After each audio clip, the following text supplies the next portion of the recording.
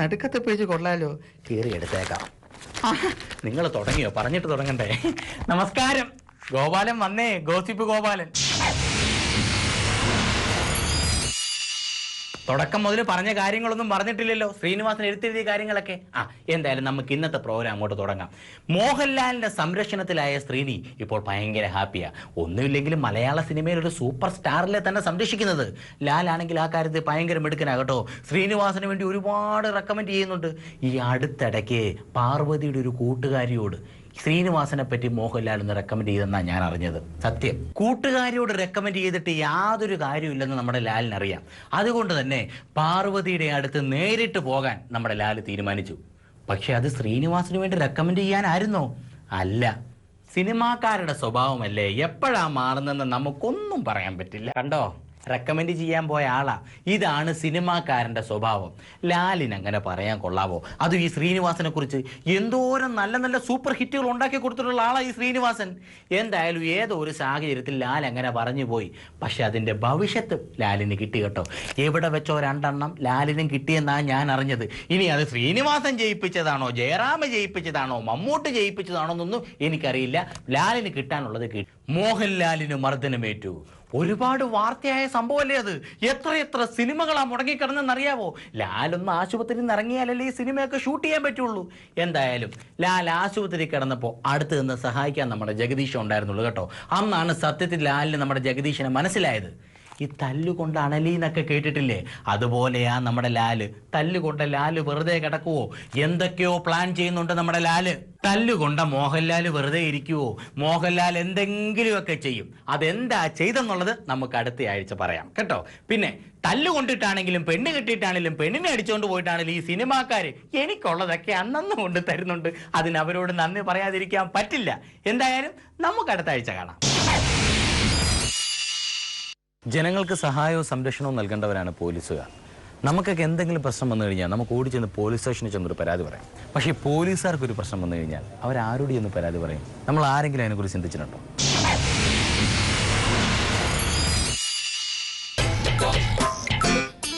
തന്നെ കളിക്കടാ. S I വരുന്നതിന് ഇപ്പൊ കളി നിർത്തി നിന്നെ എടുത്ത് അകത്തിടണ്ട.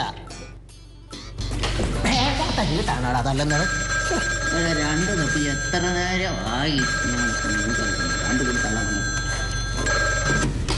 ഹലോ ഹലോ, അതെ പോലീസ് സ്റ്റേഷനാണല്ലോ. മൈ ഗോഡ്, സ്വപ്ന തിയേറ്ററിന് പുറകെ കാശ് വെച്ച് ചീട്ട് കളിക്കുന്നോ? എത്ര രൂപ കളിയാടാ? 10 രൂപ കളിയാണോ? ഇവിടെ 50 രൂപ കളിച്ചോണ്ടിരിക്കുമ്പോൾ അവിടെ 10 രൂപയുടെ കളി. എടാ, അവന്മാരുടെ 50 രൂപയ്ക്ക് കളിക്കാൻ താല്പര്യമുണ്ട്, സ്റ്റേഷനിലോട്ട് വരാം. നീ ഒരു കാര്യം ചെയ്യ്, അവരെ ശല്യം ചെയ്യാൻ വീട്ടിൽ പോടാ. മനുഷ്യനെ മനസ്സമാധാനമായിട്ട് റിലാക്സ് ചെയ്യാൻ സമ്മതിക്കുക. അവർക്ക് ആ ബുക്ക് എടുത്തോട്ട് ഒപ്പിട്ടിട്ട് പോട്ടെ. ഞാനത് പോയിന്റ് എഴുതിക്കൊണ്ടിരിക്കുക. എന്നാ ഫയൽ എടുത്ത് കൊടുക്കണം. ഫയലും ഒരു കാര്യം ചെയ്യും, ഇന്ന് വന്നൊരു പെറ്റീഷൻ ഇവിടെ എവിടെയാണ് ആ കൂട്ടായ്മ? മാളിയക്കലെ മാത്യൂസിന്റെ ഭവനത്തിലാണ് സാർ. കൂട്ടായ്മയ്ക്ക് പോകുന്നൊക്കെ കൊള്ളാം. രണ്ടും കൂടെ പഴയ പണി പാതിരാത്തിൽ എടുത്ത് കഴിഞ്ഞ് ഇടിച്ച് ഞാൻ കൂമ്പ് കാട്ടിക്കളാം കേട്ടോ. ഞങ്ങളിപ്പോ പഴയ പണിയൊക്കെ നിർത്തി. ദാസനാണേലും ഗോപാലാണേലും എന്നെ കൈക്ക് പണി ഉണ്ടാക്കരുത്. ഇറങ്ങി പോണോ? വഴക്ക് പറയാതെ അവരൊന്നുമില്ല, കൂട്ടായ്മക്കാരല്ലേ. സാരമില്ല കേട്ടോ, പോട്ടെ. ഇവിടെ കളിച്ച് പൈസ പോയിരിക്കുമ്പോഴാണ് അവരെ പൈസ ലോട്. ഇവന്മാരൊക്കെ ഏതാ സാറേ? എന്റെ PC ഇവർക്ക് ഇവിടുത്തെ പേര് കേട്ട പിടിച്ചുള്ള കാര്യം കൂലിത്തന്റെ കാര്യമാ. ആണോ? ഇവിടെ ഇരുന്ന് പഴയ എസ് ഒരു പണി പറ്റിച്ചാന്നേ. എന്നാ പണി? ഈ പുള്ളി പണ്ട് കാട്ടുപാറ സ്റ്റേഷനിൽ ഇരിക്കുന്ന സമയത്ത് ഒരു പ്രതി ഒറ്റ ചവിട്ടിന് കൊന്നായിട്ട് ആ പത്രത്തിന് വായിച്ചില്ലേ? വായിച്ചില്ലേ? അങ്ങനെ പുള്ളിക്ക് 2 വർഷം സസ്പെൻഷൻ കിട്ടി. ഈ സസ്പെൻഷൻ സമയത്ത് പുള്ളി പോയി മാനസാന്തരപ്പെട്ടു. ആദ്യം പിന്നെ ഈ സ്റ്റേഷനിൽ ഏത് പ്രതികൾ വന്നാലും പുള്ളി തലക്കൊഴിഞ്ഞ് പ്രാർത്ഥിക്കും. ഇപ്പുറത്ത് നിന്നല്ലേ വെള്ള ഷർട്ട് ഇട്ടു. അവൻ ഇവിടുത്തെ പേര് കേട്ട കൊണ്ടായിരുന്നു. അവനെ കണ്ടപ്പോഴായിരിക്കും മനസ്സിലായില്ലേ? കഴിഞ്ഞ വർഷം ഇവിടുന്ന് പുലിക്കോണ സാറുമായിട്ടൊന്ന് ഒരസി മാർക്കറ്റ് വെച്ച് അടി എന്ന് പറഞ്ഞ സൂപ്പർ അടി. അവസാനം പുലിക്കോണ സാറ് നിലംപരിശായില്ലേ? അത് ശരി. അപ്പൊ ഈ പുലിക്കോണ സാറ് മാനസാന്തരപ്പെട്ടോ? പുലിക്കോണ സാറ് മാനസാന്തരപ്പെട്ടില്ല, പിന്നെ മണ്ണിന്റെ അടിയിൽ പെട്ടു. ഇവനെ ഈ സ്റ്റേഷനിലോട്ട് വരണ്ടായിരുന്നു. താൻ പേടിക്കണ്ടോ? പക്ഷെ ഇപ്പൊ ഇരിക്കുന്ന SI ഉണ്ടോ, ഇതിന് നേരെ ഓപ്പോസിറ്റാ. ആണോ? പുള്ളിക്കാരൻ വന്നേ പിന്നെ അല്ലേ ഞാൻ എന്റെ 2 പെമ്മക്കളെ കല്യാണം നടത്തി.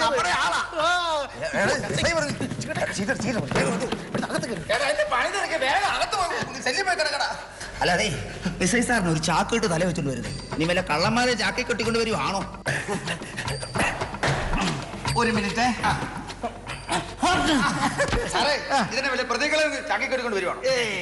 ഇന്നലെ നൈറ്റ് പെട്രോളിങ്ങിന് പോയപ്പോ ഒരു ലോറി പിടിച്ച് അതിന്റെ പാർട്സ് അടിച്ചു മാറ്റി കൊണ്ടുവന്നതാ. സാറിനെ നിർത്തിക്കൊണ്ട് പുകഴ്ത്തുവാന്ന് കരുതരുത്. സാറിന്റെ മെയിൻ ഹോബി എന്ന് പറഞ്ഞു കഴിഞ്ഞാൽ വണ്ടികളുടെ പാർട്സ് അടിച്ച് മാറ്റി. പക്ഷെ അത് വീതം എല്ലാവർക്കും ഒരുപോലെ കേട്ടോ. പോലീസുകാർക്ക് ഇത്ര, എസ് ഐക്ക് ഇത്ര, അങ്ങനെയൊന്നുമില്ല. എല്ലാവർക്കും ഒരുപോലെ. സാറേ, എന്റെ ഭാര്യ പ്രസവിച്ചു. മുട്ടായിയോ? സന്തോഷം കൊണ്ട്. സന്തോഷം കൊണ്ട്. ഇത് എത്രാമത്തെയാണ്? 10ാമത്തെയാ. Very good. പോലീസ് നിഷ്ക്രിയരാണെന്ന് ഇനിയെങ്കിലും ജനം പറയത്തില്ല. അതുപോട്ടെ, ഈ ബൈക്കിൽ നടന്ന് മാല മോഷ്ടിക്കുന്ന 2 പിള്ളേരെ പിടിക്കാൻ പോയിട്ട് എന്തായി? എന്റെ പൊന്ന് സാറ്, ഇന്നലെ അവരെ പിടിച്ചില്ല എന്ന് പറഞ്ഞപ്പോ അയ്യോ, ബൈക്കോ? ബൈക്ക് ഞാൻ ഇവിടെ കൊണ്ടുവന്നിട്ടുണ്ട്. എന്നാ പിന്നെ എനിക്ക് സമാധാനമായി. ആ പിള്ളേർ എതുവരെയെങ്കിലും പോകട്ടെ. ആ ബൈക്കിന്റെ പാർട്സ് എല്ലാം അടിച്ചു മാറ്റി വെച്ചേക്കണം. വൈകിട്ട് നമുക്ക് മറിച്ച് വിട്ടേക്കാം. പിന്നെ സദാശിവ സാർ വന്നായിരുന്നു? സദാശിവ സാർ വന്നില്ലല്ലോ. ഇതാണ് ഈ പുള്ളിയുടെ ഒരു കുഴപ്പം. വരാന്ന് പറഞ്ഞ സമയത്ത് വരില്ല. സദാശിവ സാർ സദാശിവൻ സാറിന്റെ കാര്യം പറഞ്ഞ് നാക്കിതേ ഇപ്പൊ എടുത്ത് അകത്തോട്ട് ഇട്ടതേ ഉള്ളൂ. ശ്രീധരൻ സാർ പുതിയ ആളാണല്ലേ? എല്ലാം പഠിച്ചു വരുന്നതേ ഉള്ളൂ. ഇത് ആക്രി കച്ചവടത്തിന്റെ ദൈവമാണ് കേട്ടോ. ഞങ്ങളുടെ എല്ലാവരുടെയും ദൈവമാണ്.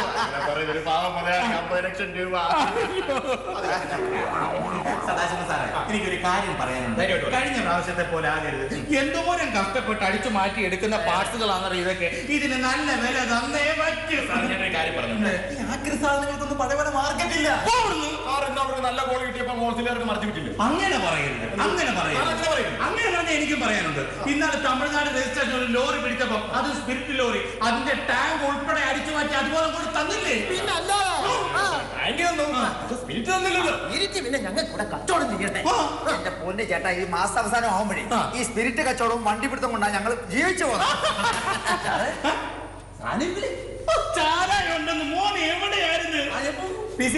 ആ നല്ല ചാര എടുത്ത് ഒരു 100 എടുത്ത് കൊടുത്തു. സാറേ, ഇന്നലെ പിടിച്ച വണ്ടി അത് മതി. ചൂട് സാധനം അത് കൊടുത്താൽ മതി. ഒരു 28 രൂപ മേടിച്ചൊരു ക്ലാസ്സിന്.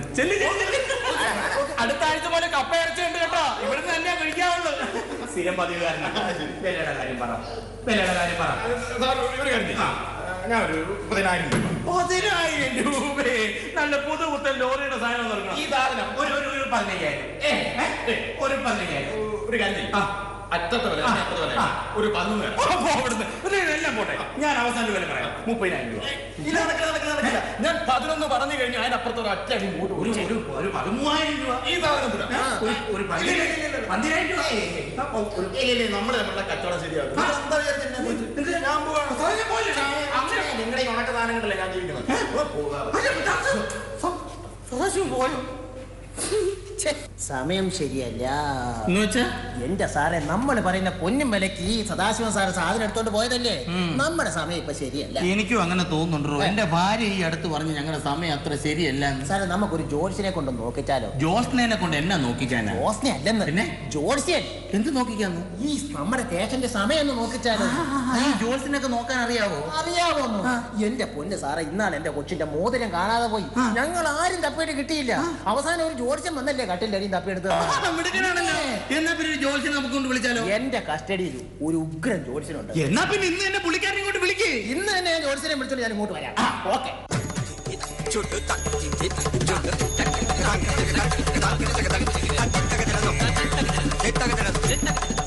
നാൾ പറയൂ.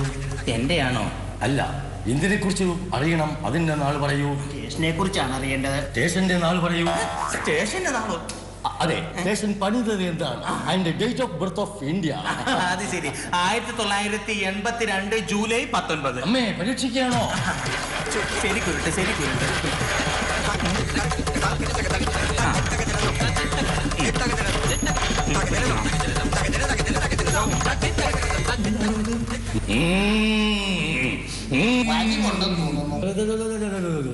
സ്വാമി എന്താണ് ഈ പറയുന്നത്? സ്വാമി പറയുന്നത് സംസ്കൃതം. എനിക്ക് മാത്രമേ മനസ്സിലാവുള്ളൂ. എനിക്ക് മനസ്സിലായോ? ഇയാൾക്ക് മനസ്സിലായി. സ്വാമി എന്താ പറഞ്ഞെന്ന് പറ. 15 വർഷങ്ങൾക്ക് മുമ്പ് ഈ സ്റ്റേഷനെതിർത്തിൽ ഒരു പോലീസുകാരൻ നൈറ്റ് ഡ്യൂട്ടിക്ക് പോയി. അർദ്ധരാത്രി ഒരു പൂച്ച വട്ടം ചാടുന്ന കണ്ട് പേടിച്ചിരുന്ന് പൊട്ടക്കിണത്തിൽ ചാടി മരിച്ചു എന്നാണ് സ്വാമി ഇപ്പോൾ പറഞ്ഞത്. അദ്ദേഹത്തിന്റെ ആത്മാവ് ഇപ്പോൾ ഈ സ്റ്റേഷനെതിർത്തിൽ കിടന്ന് കറങ്ങുന്നുണ്ടെന്നാണ് സ്വാമി ഇപ്പോൾ പറഞ്ഞത്. എന്നിട്ടോ സ്വാമി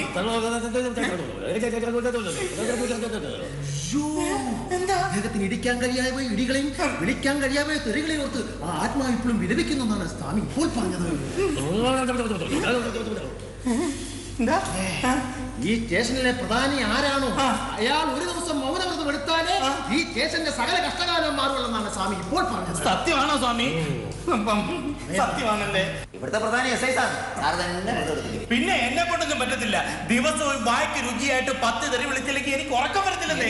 സാർ അങ്ങനെ പറയരുത്. സ്വാമി പറഞ്ഞത് കേട്ടില്ല. ആത്മാവ് ഇപ്പോൾ ഇവിടെ കിടന്ന് കറങ്ങുന്നുണ്ടെന്ന്. താൻ എന്നെ അങ്ങനെ വരട്ടൊന്നും വേണ്ട. ഒരാളെ അല്ലാതെ എനിക്ക് ഈ ലോകത്താരെ പേടിയില്ല. ദൈവം തമ്പുരാനായിരിക്കും. പിന്നെ നിങ്ങൾ എല്ലാവരും പറഞ്ഞതായതുകൊണ്ട് ഞാൻ വേണേ മൗനവ്രതം എടുക്കാം. എപ്പോഴാണ് സ്വാമി ആരംഭിക്കേണ്ടത് വ്രതം? ഇന്ന് തന്നെ തുടങ്ങിക്കോളെ. ഈ കയ്യും കാലും മുഖവും കഴിയും വ്രതം തുടങ്ങാൻ. എന്നാ സ്വാമി ഞാൻ വ്രതം ആരംഭിക്കാൻ പോവാ. മൗനവ്രതം. നിങ്ങളുടെ എസ് ഐ സാർ എടുക്കുന്ന വ്രതത്തിന്റെ ഗുണം ഇപ്പം തന്നെ അറിയാൻ കഴിയും. ഒരു ഗർഭിണി പെണ്ണുമ്പളെ ഇത് പീഡന കേസാണ്. സ്വാമി പറഞ്ഞു തീർന്നേ ഭാഗ്യം വന്നു ലക്ഷങ്ങളുണ്ടാക്കാം. എനിക്ക് പുള്ളിക്കാരനെ ഒന്ന് കാണണം. ഇതിന് SI ഒന്നും വേണ്ടടി. ഞങ്ങൾക്ക് കൈകാര്യം കേസ്. സത്യം പറയടി. നിന്നെ എത്ര പേര് പീഡിപ്പിച്ചു? നീ എവിടൊക്കെ പോയി? സത്യം പറയേ. സത്യം. അനാവശ്യം പറഞ്ഞാണല്ലോ. അനാവശ്യം അവന്റെ ഇവനെ കൊടുക്ക കറി നടന്ന് വായിച്ചുണ്ടാക്കി വന്നിട്ട് അനാവശ്യം വന്നു പറയടി. ഇവർ പറയുക സത്യം പറയുക ആരാണ് ഉത്തരവാദി? ആരാ ഉത്തരവാദിന്നോ? ഈ നിൽക്കുന്ന SI സാർ തന്നെയാ.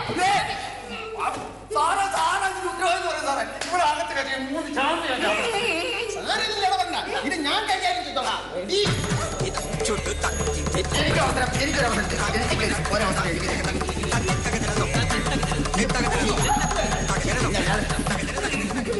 നിങ്ങളൊക്കെ കേട്ടിട്ട് മിണ്ടാൻ നിൽക്കുകയാണല്ലേ? നിങ്ങളെന്നെ കെട്ടും. കണ്ടോ ചില കഷ്ടകാലങ്ങൾ മാറിപ്പോകുന്നു. ഇതാണ് മൗനവ്രതത്തിന്റെ ഗുണം. എന്നാലും അവിടെ ഒരു ധൈര്യം. അവന്റെ ഗർഭത്തിൽ ഉത്തരവാദി സാറാണെന്ന്. അവടെ ഗർഭത്തിന് ഉത്തരവാദി ഞാനല്ലാതെ പിന്നെ ആരാ? നിന്റെ അപ്പനോ? എടാ അവൾ എന്റെ ഭാര്യയാണ്. തെറ്റിക്കരുത്. ഒന്നാമത് കഷ്ടകാലം. ഇതിൽ കൂടുതൽ ഇനി എന്തോന്ന് കഷ്ടകാലം വരാനാണോ? വീട്ടിലോട്ട് ചെന്ന് അവൾ എന്നെ ഓടിച്ചിട്ടിരിക്കും. ലോകത്ത് ഒരാളെ പേടിയുള്ളെന്ന് പറഞ്ഞിട്ടോ? ഒരാൾ ഇവളാടാ എന്റെ ഭാര്യ. സാറേ എന്റെ കാശ് തന്നെ സാറേ.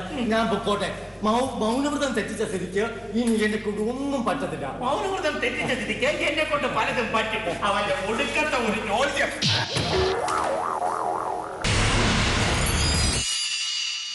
ഈ ആഴ്ചയിലെ റോങ് നമ്പറിലേക്ക് സ്വാഗതം. ഈ ആഴ്ചയിൽ നമ്മൾ വിളിക്കാൻ പോകുന്ന ആരെയാണെന്ന് ഒന്ന് നോക്കാം. കറക്കി കുത്താം അല്ലേ? കൃഷ്ണകുമാർ കോട്ടയമാണ്. കൃഷ്ണകുമാർ എന്തായാലും നമുക്ക് കൃഷ്ണകുമാറിനെ ഒന്ന് വിളിച്ചു നോക്കാം.